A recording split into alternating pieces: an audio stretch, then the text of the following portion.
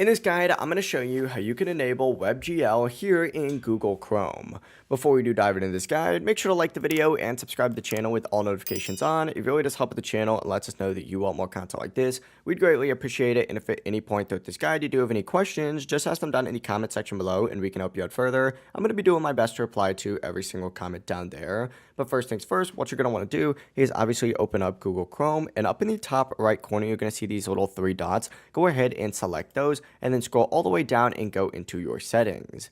In your settings bar, what you're going to want to do is just search for a specific setting, and that is going to be acceleration. So go ahead and type in acceleration, and from here, go ahead and find the use graphics acceleration when available option and go ahead and tick it on. It may say use hardware acceleration. If it says that, go ahead and tick that on as well. But from here, what you're going to want to do is actually go to the address bar up at the very top and just erase everything until it says Chrome and then colon dash dash, just like so. And then what you're going to want to go ahead and do is type flags. After you type flags, go ahead and hit enter, and it's going to bring you to a page that looks like this, where you're going to want to go ahead and use the search bar up at the very top to search for WebGL, just like so, and it's going to bring up a page that looks like this. Essentially, go ahead and go through, and for every WebGL option, enable it just like so. Once you do enable all of these options, you're going to have to go ahead and click relaunch in the bottom right, so Chrome does restart with those changes applied, but it really is as simple as that.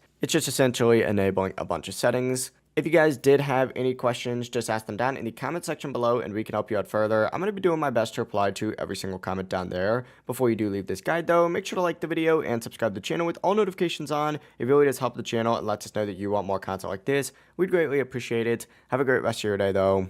Peace.